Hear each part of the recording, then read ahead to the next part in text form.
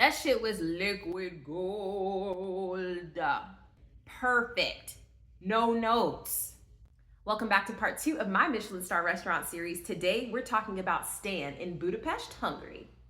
Okay, I'm gonna shift gears a little bit because we ordered some mocktails, as we do. This bad boy is a mango mojito. Who could turn down that flavor? Who could turn down that flavor combination? It cost about $20, but when I tell you that thing, you got your money's worth out of that beverage. For that to be a mojito, why did it have so much body? It was so dense. I never had anything like it before. I took one drink, it felt like I had 10. And they served that thing in a big ass glass too. Normally they try to stiff you on the cocktails or the mocktails and give you like a little tiny, no, this was a big girl. This was a big girl drink. It was rich. That's what it was. It was very rich. It wasn't overly sweet. The mango was like a nice, subtle kind of background flavor. Man, that was a powerful beverage. And it did last pretty much the entire meal because normally I will gulp. I will guzzle down a mocktail, but this bad boy, like I said, one hit, ooh, I'm good. It really was the gift that kept on giving because even after I finished it, which I mean, it took almost the full meal for me to even finish it, but I kept just pouring water in there and it made like the most delicious infused water. It was great. On another note, speaking of beverages, it was so funny. There was this pair of friends that was kind of sitting behind us. The waitress asked them if they wanted still or sparkling water and they were like, sparkling, live it up. I love that. Live it up. For sparkling water? I know that's right. It's like you're about to spend hundreds of dollars on a meal, but live it up for the free sparkling water. I'm gonna say that for every little time I treat myself in life, no matter how big or small. Live it up. Sparkling water. Okay, the next dish that they brought out, so in the middle of the bowl is like a tomato and pepper ratatouille, or their take on a ratatouille. And actually, I'm not very sure what the little crisp was at the top. I'm pretty sure it was like potato. It had a mild salty flavor and it was pretty crispy. It just added a nice good textural element. Then they poured smoked tomato water over the top. That's what that tea kind of broth is. 10 gallons. I would easily take 10 gallons of that. Load them up. I'm gonna need you to put that in 2-liter size bags, okay?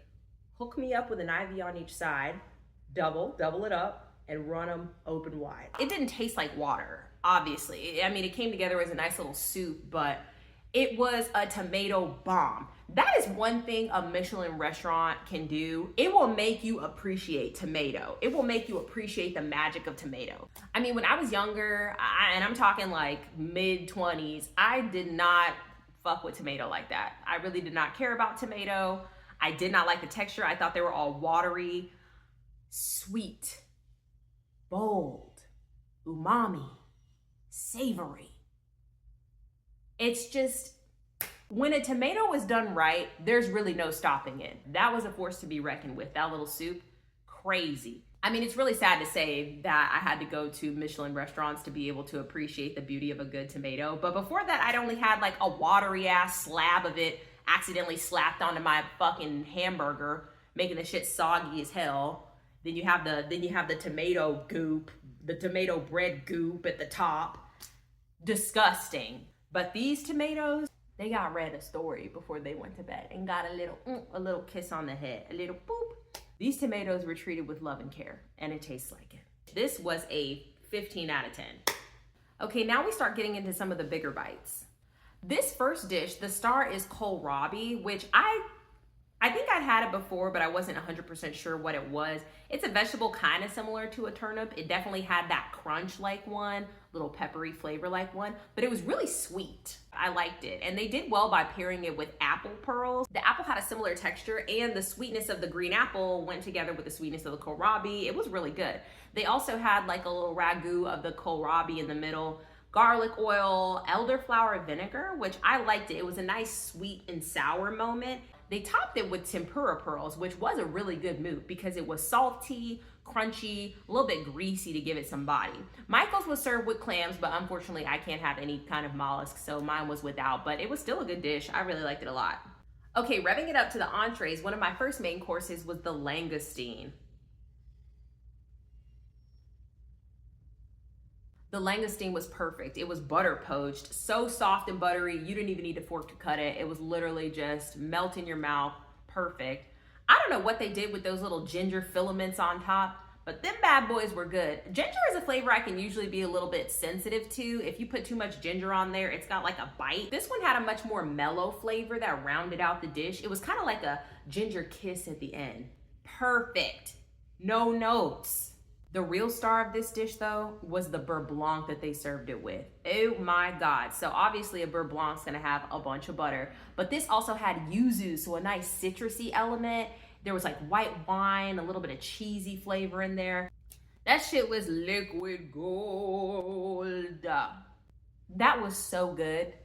That was 100 out of 10. Now, Michael actually got a different dish. This was a celery root gratin. So basically it was celery root layered with cheese and apple and made this kind of lovely, like I said, a gratin, like a little tiny stacked lasagna. It was so good. And then it was served with a hollandaise sauce. Who knew celery root could be used that way? It was really good. And then with the apple, I knew those flavors would go well together, but the cheese was a nice star as well. They had a billion cheeses in there. I mean, they were listing those cheeses from everywhere too. They're like, oh, this one's from Switzerland. We have this cheese from France. We have this cheese from Germany. I'm like, it's that big. It's that tall. How many different cheeses can you put? But that's what you're paying for. You're paying for effort, and they gave it. Up next was the Hungarian duck liver. This was an okay dish. There were elements about it that I really liked, but there were some elements that were really strong that I just wasn't vibing with. There's a little duck rillette at the bottom that just has shredded duck, and then it was marinated in wine, but the wine flavor was too strong. They really need to ease up on that. Duck is gamey, then the red wine has this deep, bold flavor. It was just too much. There wasn't anything to cut through it. It was just like boom, boom, boom. Then the little shavings all over is liver that was marinated in wine and then shaved over it. Now that had a bit of a lighter flavor that wasn't that bad. My favorite part of the dish is this little mama at the top. It's duck liver pate and it's covered in a sour cherry sauce. It's perfect. The sour cherry just cuts through it, and the duck liver was treated really well. It was nice and buttery, smooth, had a little bit of smokiness to it. It didn't have that overpowering flavor like everything that was marinated in wine. It was perfect. I also like the consistency. Like it was pretty thick. This dish owns properties, okay? This dish invests because overall it was rich. It was rich. Not that bad. I'd probably give it like a 7 out of 10. The duck liver pate, I'd give that a 9 out of 10. Okay, now this next dish I was told was kind of a play on like a baked potato. The little pearls on top are onion caviar. It's basically like concentrated caramelized onion in little pearls, kind of meant to mimic caviar. The one thing is they put a lot, and that stuff is sweet. It also had caramelized onion on top. So it was just sweet onion, sweet onion, sweet onion. The potato had a sauce that had butter, thyme, bay leaves. It also had pancetta, which was really needed to provide some salt because that potato was all sweetness on the top. And the potato itself had no salt. A potato with no salt? Y'all didn't boil it in salt? Y'all didn't rub it in salt before you baked it? Or so like, that potato was basic as fuck. The rest of the dish definitely outshined the potato as they were meant to, but oh wow. There was nothing Michelin about that potato preparation. Girl, then they had the nerve to highlight that the potato was from France. Okay. First off, what does a French potato even taste like? It tastes like it came from the ground. And that ground could have been anywhere. That potato could have come from fucking Rwanda. I don't know. Who gives a damn? It doesn't taste like you did anything special with it, so I don't know why they felt the need to highlight that it's a French potato. It didn't taste French in its preparation. As I'm having subsequent bites, I realized there's toasted pine nuts in there as well. I don't know how I didn't get it in the first bite, but in the later bites, oh my gosh, the pine nuts were literally the missing link. It was crunchy, it was salty, it had a nice nutty flavor. It rounded everything out so perfectly. It took that dish from like a 5 out of 10 to a 10 out of 10. The dish fumbled to start off with, but man, towards the end, the difference one ingredient can make.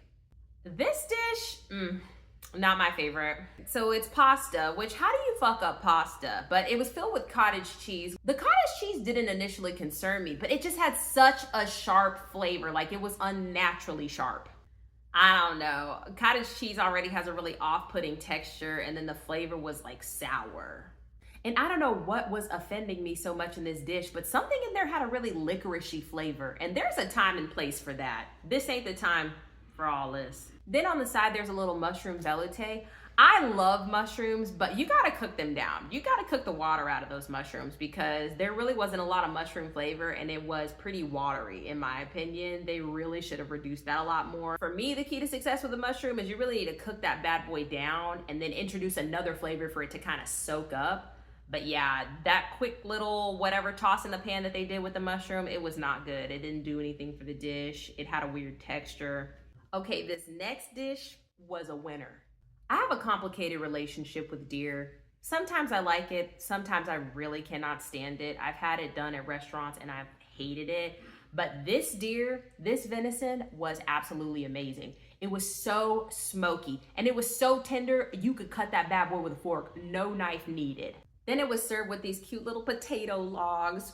They were fondant potatoes. My husband and I have quite an aversion to deer after trying it at a restaurant in Austin called Wink, where the deer that they served us, it died scared for sure. I mean, that deer died terrified. It watched all of its fears and nightmares become true and was violently assaulted before it died.